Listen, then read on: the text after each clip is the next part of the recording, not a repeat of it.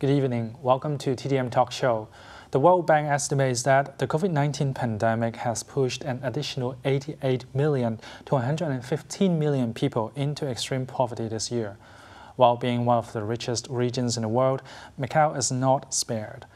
And more people are struggling to make ends meet after they lost a job or have their income drastically reduced. Today we have Father Jijo Kandamkulathy and Ms. Terry Kuok from the Mother's Meal Initiative, who are going to tell us more about the poverty situation in Macau and what kind of assistance they are providing. So welcome to the show, Father and Terry. Thank you. So the first question I would like to ask is for Father. Macau, although being a really rich place, we usually do not really associate words like poverty, poor to this region. But how serious is the poverty situation here? Well, in the pandemic situation, Macau also shares the adding up of the poverty and famine all over the world. Macau has its own share. Like you said, 115 to 130 million. The last message that we got from the United Nations is about 30 million people will be pushed into poverty. Extreme poverty, that is below 20 patakas of earning a day. That is adding to the already existing 960 million people already in extreme poverty. So, but that extreme poverty condition is not there in Macau. But Macau has its poverty because of the difference between the rich and the poor. 2 years back, Macau's GDP, per capita GDP was calculated $140,000 US. Mm-hmm. And calculate that with the lower level of native Macanese, the average pay is about 20,000 patakas. Yeah. So where is 140,000 US dollars GDP and 20,000 patakas? Yeah. So the glitter that we see on the outside is not shared by everybody. When you calculate that to the lower levels of the society or the guest workers, overseas workers, their average pay is about 6,000 patakas, below 1,000 US dollars. And so there is poverty of different kind of poverty existing in Macau. So we must accept that.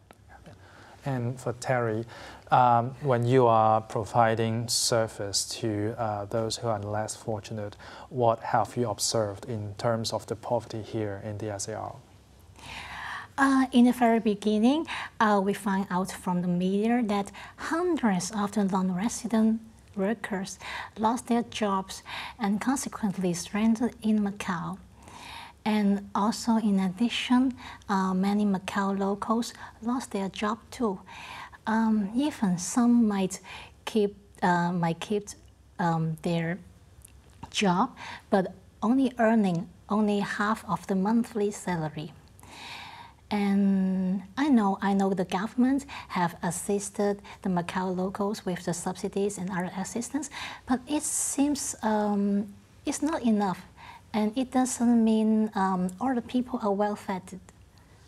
Okay, so it's interesting that both of you have mentioned non-resident workers, the guest workers. I would like to dig more into that with Father first. So are there more figures that you can share with us, or like in terms of the number of non-resident workers that you are providing assistance to? What we are reaching out is about 60 people. Okay. Okay, that's a very small number compared to 1/3 of the workers in Macau is overseas workers, as you know. So, but what we find, these groups of people like the security workers, these are the worst hit these days. They are made to work now 18-hour shifts. Sometimes with 6-hour gap, rest, another 18-hour shift. And so that runs for a month with 10 times or so is something that a human body cannot stand anymore. So this is one of the things that I find. Their salary is very poor. and some of the donations that we give also go to this segment of people. Yeah. Okay, so I believe that would be, as you mentioned, the salary is already not really, optimal, and also they are suffering from long working hours, a possible deprivation of rest time. That's right. So, and I guess the pandemic also adds pressure on them due to job security. That's right. The job security. One thing is that if they say I don't want to work this many hours, then they are fired because shortage of jobs. So there are people who are willing to jump into those and paying money for those little small jobs. So this is the condition. So some of them are really, I think, a kind of exploitation unknowingly happening in this sector. Okay. So aside from the non-resident workers, I believe that the Mother's Meal is also providing assistance to local. Can Terry tell us a little bit more on that side? Especially, I understand that you had seen something yesterday that kind of shocked you. Yeah. Among the 60 recipients, there are a small number are locals, Macau locals. Yesterday, when I went on the way to the St. Cathedral, I saw a middle-aged woman who was searching the food in the rubbish bin. I was so shocked, and then I went to the bakery and buy bread for her, and when I returned, oh, she has gone away. I was so shocked.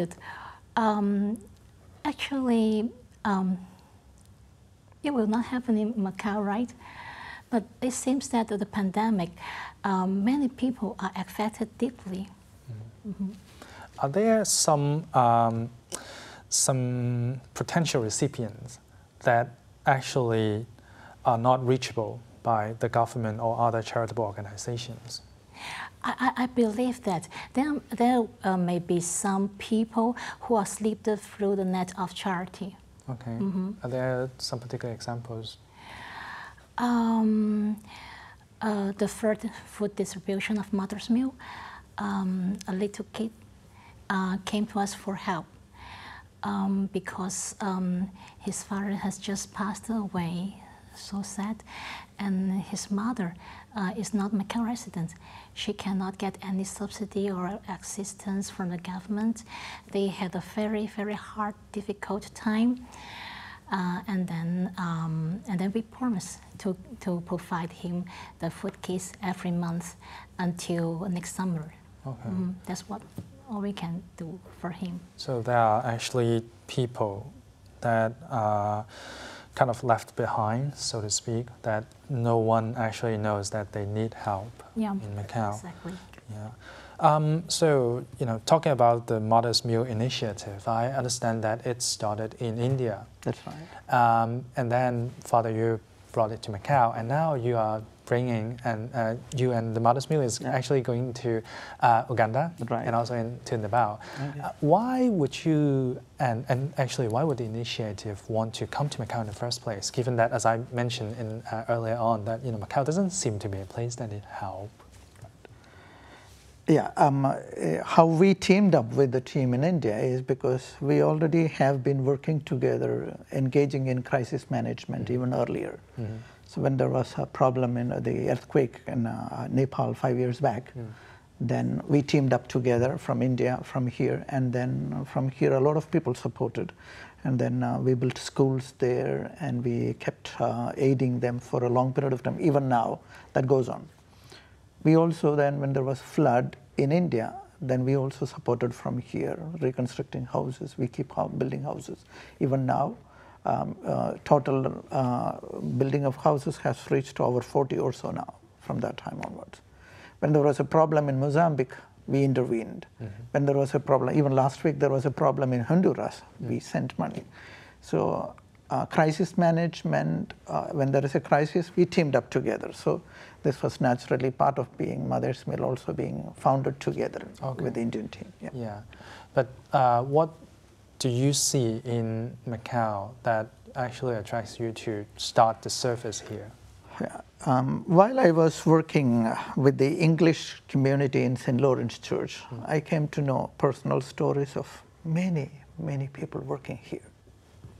The domestic workers who have their family back home, and with the meager 4,500, 5,000 money that they receive, they have to give the rentals, the food, and then the little money that they were trying to save that little money. If that is 100, they would try to save that to send back home.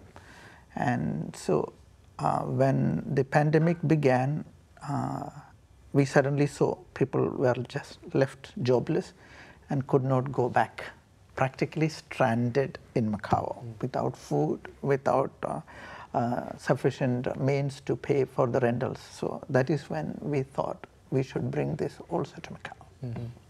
So, Terry, I understand that you are the coordinator of Mother's Meal in Macau. What attracted you to join this initiative in the first place? In the beginning of the pandemic, I found out from the media there are so many non-resident workers who lost their job and started in Macau, and I really want to help them. And then, for the Jijo called us to help. I don't hesitate to help. Before Mother's Meal, I have already helped the Caribbean missionaries to assist the poor too. Okay, so it's part of your personal mission, I would assume, as you have been helping other poor people before anyway, and now it's just that you join another initiative and try to help more people. Yeah. Okay. I wish I can help more people. You I wish. Because you cannot find enough, or like you still cannot find enough volunteers, or? Oh, no. We spread our plans through friends, okay. and all the friends are supportive to help. Okay. They donate their money, and also they to be volunteers to help us. Even the recipients, the beneficiaries, they help us too. Okay. Before the event, they help us to set up the venue, and after the event, they help us to clean and tidy up the hall, and even the toilets. Okay. So good. We are just like a family. Yeah. Okay. So I mean, in any operation, I would suggest, in any operation there would be difficulties. Are there any difficulties that your team is kind of encountering at this point, Father? Well, this is an organization of goodwill, and so we don't have spaces. We don't have an office to do this, and so her computer is her office, my computer is my office, and then places to distribute. Then the others come in, like fathers from Fatima Church or St. Joseph the Worker Church, and we have people readily offering their service, and so not exactly a difficulty we have not found. We found a lot of camaraderie in working out when they knew that we were working for the poor. Okay. What about funding? I mean, it's a charity. We need money to bring goodness to people. So what about the funding? What about like people donation? How is it going now?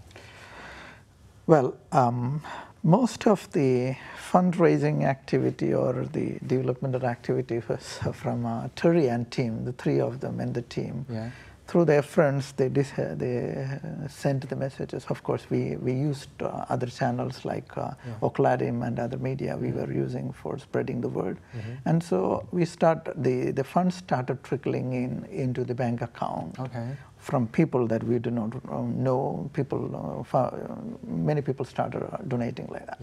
So we already sent over $12,000 to Uganda already. Oh wow! Yeah. And about the same amount we have already sent to Nepal, and the next one we are beginning to South Sudan, where we hope to raise about the same amount. We have been happy because when we planned that we need so much of money, and we started with half of that, and suddenly people turned up with money, and by the time we had to send money to somewhere, we had enough money. Okay. Yeah. That's wonderful. So Terry, so you're responsible for the fundraising part, the operational part, right? What do you see any, like, how would you comment on the reaction of the local community on this? Are they good, are they giving you a good reaction? Like when you are calling for people to donate, are they like really active, or how is the situation in that? Thanks be to God, gratefully, all the donations, I think it is from God's provision. We don't have much plan on marketing.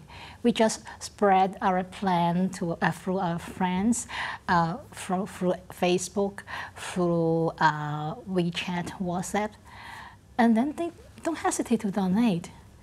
Mm-hmm. What about volunteering? You mentioned that people come to volunteer. How is that? You know, on the first distribution, we had 60 recipients, right?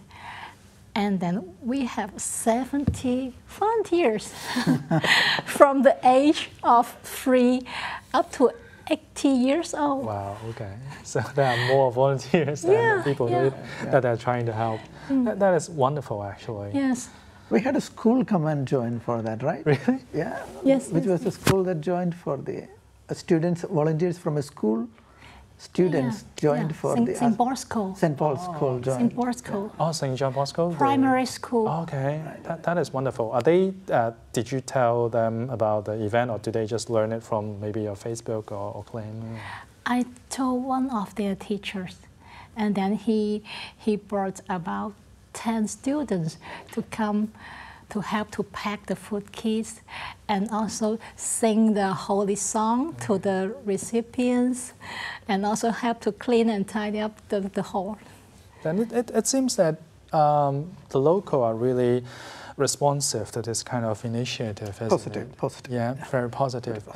And how does that actually also help Mother's Meal in its international adventure in expanding to other places? Yeah, one of the things that I remember is the recent encyclical that Pope Francis wrote on social brotherhood. Okay. Of course, sisterhood as well. Yeah, but we could use only officially brotherhood term. But what that tells is to find a neighbor, whoever is in need, whether they are close or far, they are just neighbors. Whoever is in need is a neighbor, and you need to reach out. And I think the concept has struck well with the community here, that although Macau is particularly not directly affected by the pandemic itself, people have realized their responsibility to share. One thing is that if we don't respond to this crisis, we are irresponsible. So in Macau, what I found, people are generous enough to reach out to other countries. So when we put projects, not even directly announcing through the media, when we are saying we are next planning to Uganda, or we are next planning to South Sudan, and there is somebody coming with an envelope, Father, take this, or to one of them, take this for this project. So it has been quite kind of positive response of sharing from people. Yeah. Indeed. And speaking of the future plans in Sudan and in Uganda, but I guess there are also plans for the local, right? Currently we have 60 people who are receiving help from Mother's Meal. Is there a plan to kind of expand the pool of recipients in the upcoming future? How Mother's Meal is going to work on finding more people and helping more people? Frankly, if there are other poor, other needy people come to us, we will try to help. Mm-hmm. Mm-hmm. But is it that those people are not coming forward? Is it the case now in Macau? Because many people, many faithful, many Catholics knew about our plan, and they will spread to their friends and relatives, and just like some priests and some nuns, they will introduce some beneficiaries to us, and we will try our best to help them. Just like I met a family. During the pandemic, the kids needed to use the computer for the internet, for the classes on internet, but they cannot afford the computer. And then I just tell my family. The next day, my cousin bought a new iPad for that kid. I was so touched. I'm grateful. I'm grateful to him. I'm grateful to God. So this is kind of the way to go is like by referral, and somehow people will come and people will come to help as well. Yeah. Okay. God sends angels to us. Yeah, right. Wonderful. But what about the international side of Mother's Meal? I mean, now you mentioned Uganda, Nepal, and South Sudan, and also other little projects from time to time. Is there a